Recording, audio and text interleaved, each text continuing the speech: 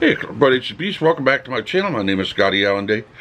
When somebody you are close to leaves, how do you handle it? Why is it when you grieve, you feel lonely or depressed? How hard is it to cope and move on? Why do some relationships fall apart? Why is it so hard for most people? That's the questions for today. I have them on my little cheat sheet that I normally use for my videos. And, I'm going to talk about a little bit about it today because yesterday I lost a very close aunt. And, I mean, she has had possibly one of the, I would say, biggest roller coaster lives that I have ever known in my lifetime. I mean, she's a mother of 4.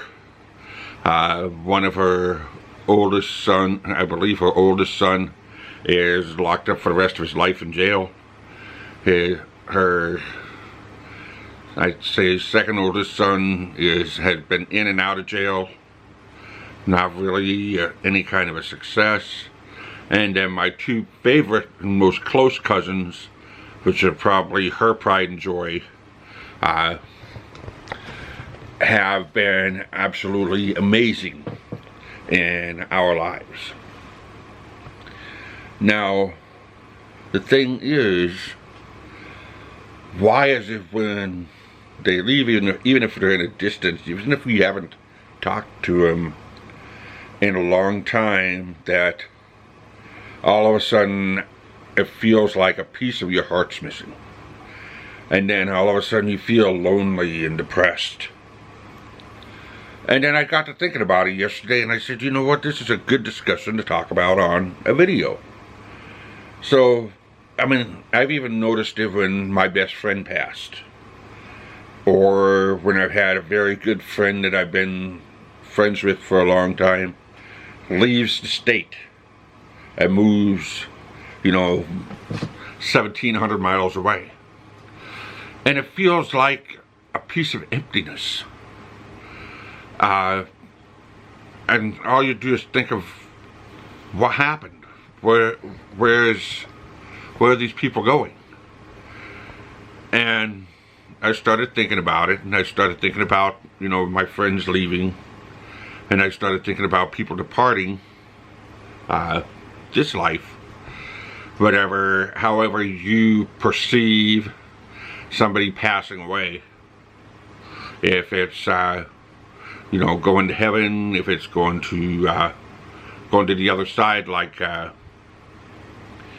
Harry Potter, or if it's just returning to the earth, or if it's reincarnation as another being, however it may be. But when they leave your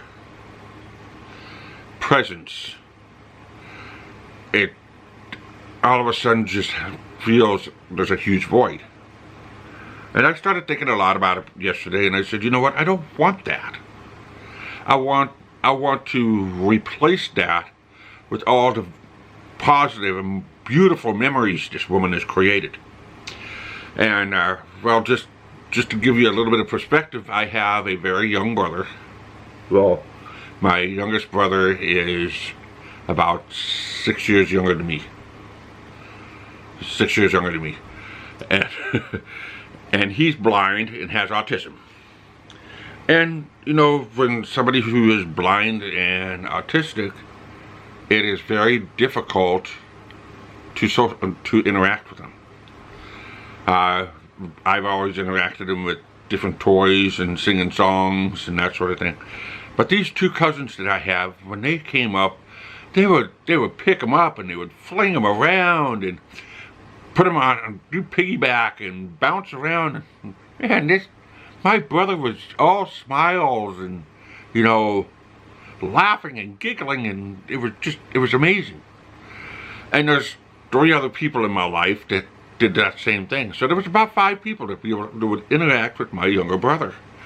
And, it was an amazing thing. And, just for somebody to be able to raise people with that type of compassion And, you know, one of my cousins, when he moved up here, he stayed up here for about 2, maybe 3 years. And, you know, I went to the arcade, and I went to the mall and stuff like that. I wasn't really an outgoing person. And then my cousin started taking me to the nightclubs and taking me out to different type of social events. And I started to learn how to socialize. And, you know, that was a very big part of myself. And, I mean, I'll never forget my cousin. I'll never, ever forget what my cousins have done for me. And, you know, I have another cousin. She has been through a lot in her life. She's basically in internal grieving, and for her mom to be gone, it makes it even harder for her. Her mom and my cousin came up here to do a small family reunion at my grandfather's farm. And there's a little bit of a backstory to her, because she had her first daughter, unmarried, and a teenage pregnancy. And my grandmother flat out rejected her, tried to disown her, and I mean, it was a huge falling out. And I was even there when that happened. And so, but over time, they regrew that bond because, well, my aunt is the oldest of 5. And over time, my aunt recreated that bond with my grandmother. And, well, her firstborn great-grandchild became extremely close to her. Now, they all came up for a reunion, and my grandmother had passed on for quite some time. And they came up for a reunion. We all got together. We had a barbecue. We all got, reacquainted. And I had just moved back here from Boston. So basically what had happened was, once we finished with the reunion and then they went to go home, they had like a 14-hour drive to go home. They decided not to stop and decided to go through. And my aunt fell asleep behind the wheel, rolling the van over, and my younger cousin, which was my cousin's daughter, passed away in that accident, and sending my cousin into internal grieving.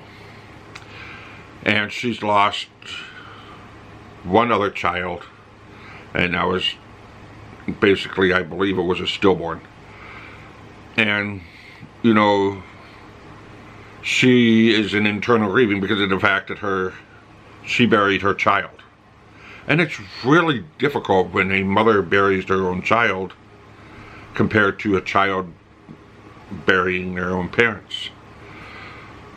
And, this woman is just absolutely amazing, and it's just hard to sit down and move on, because all of the memories and all of the things that she has done in her life keep flooding, and that's all you constantly keep doing, is keep thinking about what an amazing person they are.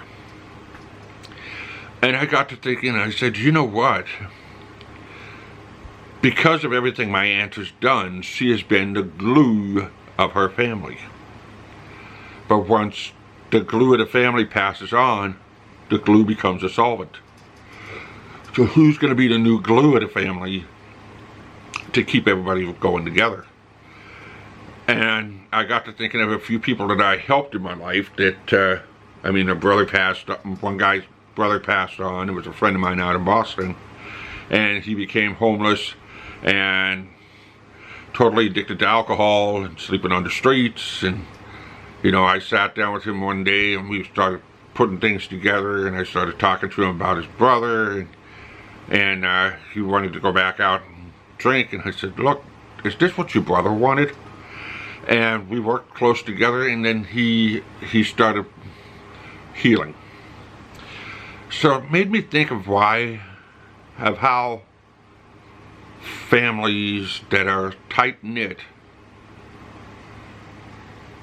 can be dissolved just by one person passing.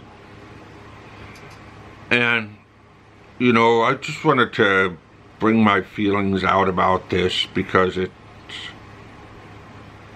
in my head. It's something that I've been wanting to, you know, talk about.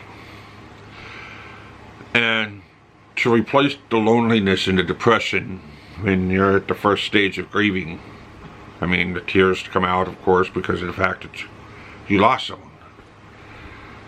And to learn how to become the glue. How does somebody do that? When does somebody know when it's time to step up and become that bond again, that bond that keeps the family together? So, I just wanted to put this out there so that another day that I'm not still thinking about the events that just happened, that I can watch this video again and I can think more clearly and put this, you know, put this into a better video and a better light. But I just wanted to share with the people that watch me on YouTube that, you know, this is the type of thing that happens in life. So, what do you guys think? Do you guys know how to restructure the bond within a family? Do you guys know how to heal that empty space that happens when somebody departs? Let me know in the comment section below. And well, if you're new here, hit that subscribe button, hit that notification bell so you don't miss another video. And of course, until next time, keep on rocking.